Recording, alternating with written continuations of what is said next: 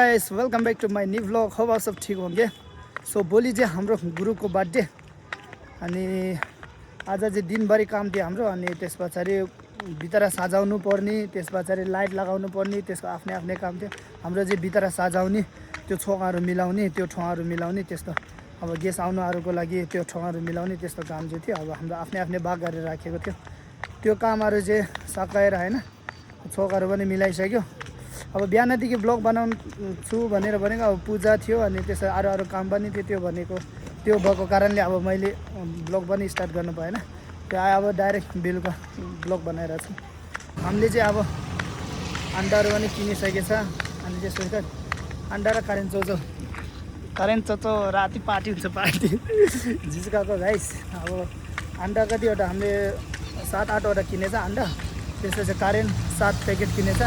त्यसपछि खाने अब कतिजना छ हाम्रोमा खाने मान्छे अब 5-6 जना होला हामी। अहिले चाहिँ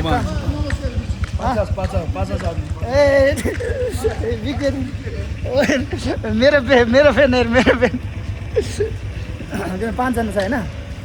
50 तेरो 50जना कहाँ हुन्छ अरे त्यसमा होइन। हाम्रो 5-6 जना छ खाने मान्छे चाहिँ। अहिले चाहिँ किन नखाएको भने अहिले सबैजना अब काम गरेर थाकेर बसेछ। अब थाकिएको बेलामा चाहिँ अब खाना चाहिँ अब सबैजना अब अर्कै काम लागेर बसेछ, सँगै खानु भ्याइरहेको छैन होइन। त्यसैले अब रातिसँगै करेन्ट र त्यसपछि अन्डासँग फ्राई राइससँगै मिलेर खाने भनेर अब हामी त यता गुम्बा बसिसकेपछि अब साथीहरूसँगै खाएर अब एक्लै खाने त बानी छैन। अब एक्लै खायो भने खाना एक्लै खाएको भन्दा बरु राम्रो नखाएको ठिक जस्तो लाग्छ हौ गाइस। त्यसैले अब साथीहरू हामी चाहिँ अब अर्कै काम लागिरहेको छ। कुनैको अब छोक मिलाउनु पर्ने, कुनैको बत्ती लगाउनु पर्ने, फेरि कुनैको कहाँ पोचा मार्नु पर्ने, त्यस्तो काम लागेको कारणले एकचोटिमा सँगै त्यो भइरहेको छैन, टाइम भ्याइरहेको छैन। अब राति अब कामहरू त प्रायः जस्तो सकिसक्यो। अब 90% जति त सकिसक्यो। अब थोरै काम बाँकी छ।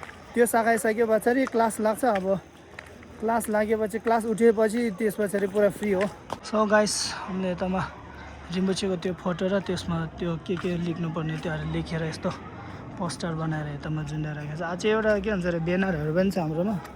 ब्यानरहरू पनि मगाइराखेको छ। त्यो चाहिँ अब भोलि साइडमा राख्नुको लागि। अहिले भित्र चाहिँ अब कसरी भएछ त्यो हेरौँ है त गाइस। अहिले चाहिँ हामीले मिलाएको अहिले आँधेरो छ बाती नखोलेर। एकछिन म बाती खोल्छु त्यसपछि तपाईँहरूलाई देखाउँछु नि guys. Okay inside fan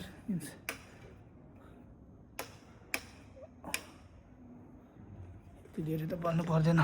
so guys यता हेर्न सक्नुहुन्छ तपाईँहरूले सबै मिलाएर भइसकेको छ। अब गाइस तपाईँहरूले देख्न सक्नुहुन्छ एकछिनलाई यो 120 FPS चाहिँ बत्तीहरू झिमिक हुँदो रहेछ हौ। त्यो अहिले यता बेलुनहरू पनि मस्तले पुरा सजाएर राखेको छ। अनि त्यस पछाडि छोकतोराहरू पनि बनाइसकेको छ। यो चाहिँ हामीले छोकभित्र हाल्नुपर्ने, यो प्लास्टिकभित्र हाल्नुपर्ने तर बिर्सेछ कि हामीले लास्टमा लिएर आएको। त्यहाँदेखि अहिले चाहिँ यस्तोमै राखेको छ यतिकै भात दिउँला भनेर। अनि छोकतोराहरू पनि भइसकेको छ। ओइ सबै यो त बिग्रेछ त तोरमा बिगार्दैछ अरे। सो गाइस अब भोलि बिहान पूजा चलिरहेको बेलामा चाहिँ अब हाम्रो लामाछोपा यसको चाहिँ पूजा चाहिँ अब खाना खाइसकेपछि हाम्रो ब्रेकफास्ट भइसकेपछि 8 बजीतिर हुन्छ। त्योभन्दा अगाडि हाम्रो अर्कै पूजा चल्छ। त्यो बेलामा चाहिँ हामीले यतामा पानीहरू हाल्नुपर्नेहरू सबै हालेर त्यस पछाडि त्यो रेडी गरेर राखिदिन्छ। त्यस पछाडि हाम्रो 8 बजी हाम्रो यतामा पूजाहरू अब हाम्रो रिम्बुचेको त्यो कुपरहरू चाहिँ हामीले कुपर चाहिँ डेन्टिसी गर्छ हामीले। सो त्यो हो। एन्ड यता पनि छैटिनहरू मिलाइराख्यो। यो चाहिँ एकदम दामी बनेछ है साथीले। मलाई त बनाउन आउँदैन, साथीले चाहिँ खतरनाक बनाउनुहुन्छ, दामी बनेछ। हाम्रो डोका छेटुको चाहिँ अब यो हो। अब डोका छेटुको चाहिँ यता मिलाइराखेको छ। यसकै पूजा चलिरहेछ। यो डोका छेटु भनेर छ पूजा एउटा, अनि त्यसकै चलिरहेछ हाम्रो चाहिँ। अनि अहिले चाहिँ सबै यस्तो टाइपको छ गाइस।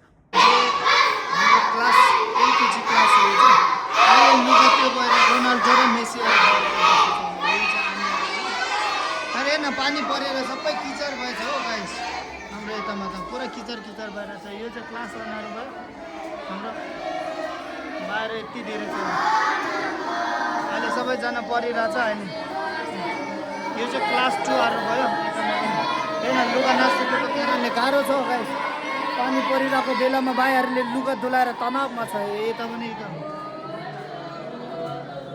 यो चाहिँ क्लास 3 भयो हाम्रो होइन क्लास 4 को चाहिँ यतामा छ क्लास 4 को चाहिँ अहिले कुनैहरू चाहिँ काममा छ अनि कुनैहरू चाहिँ काम गरेर अब सबै त्यो भएको छैन कुनैहरू चाहिँ कामहरू सफाहरू गरेर अनि रुममा आराम गरेर बसेछ कुनै अब काम नगरेकोहरू चाहिँ क्लासमा आएर बसेछ सो गाइस बाँकी अर्को ठाउँमा यो होला साइडमा चाहिँ लाइट बिग्रेको रहेछ अब लाइट बनाउने मान्छेले बोल्नु पर्ने ओ गाइस हाम्रो चाहिँ अब हेर्न लाइट पनि बारिसले पुरा जलाइदिएछ यार यो माथिको पनि जलाइदिएछ अब त यस्तो रातिमा त काम नगरेको अब यति राख्नु पर्यो अब उपाय छैन गाइस अब यति राति चढ्यो भने मान्छेको ज्यानको रिस्क हुन्छ होइन सो अब यसलाई केही उपाय छैन अब यस्तै राख्नु पर्यो अरू त अब भ्यू चाहिँ एकदम दामी देखेर अब क्यामेरामा खासै क्वालिटी चाहिँ आएन तर देख्नुमा चाहिँ दामी देखेर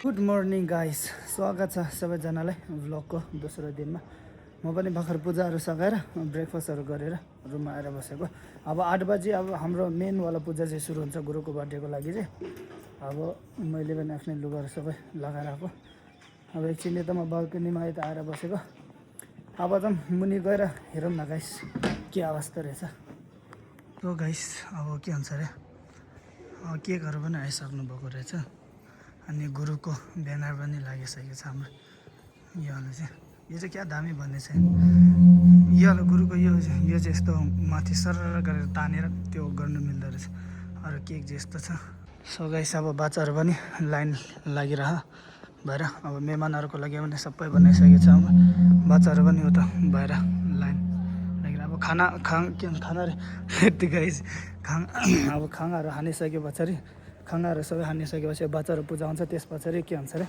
गुरुको हामीले त्यो अब गुरु त आउनु बिहानै अब फोटो चाहिँ लिएर दिन्डी सुसी गरेर गर्छ त्यस पछाडि पूजा सुरु हुन्छ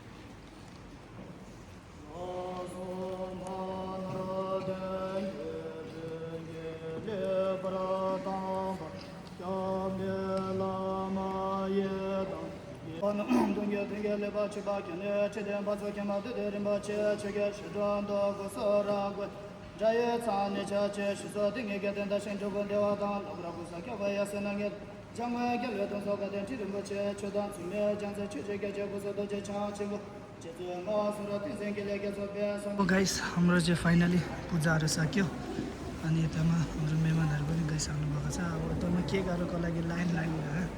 अब हामी चाहिँ खाजा ताङ्सी गर्नु भएको छ। यो भाइहरू चाहिँ नानीहरू चाहिँ भाइहरू आनीहरू चाहिँ खाजा ताङ्सी गरेर चाहिँ अहिले हाम्रो यतामा के भन्छ केक एकताले चाहिँ यता बाँकी छ। हाम्रो गुरुको फोटो हेर्नु आयो। बेलुन दिनु बेलुन हेर्छौँ तर बेलुन के दिनु। ल गाइस अब चाहिँ पूजाहरू सकियो होइन। अब पूजाहरू सक्यो अब त के भनेर बेलुन छिनी गरेर लिएर गएर केक लिएर गएर बडीवाला मान्छे बेलुन भयो जबरजस्ती छिनेर लिएर गयो।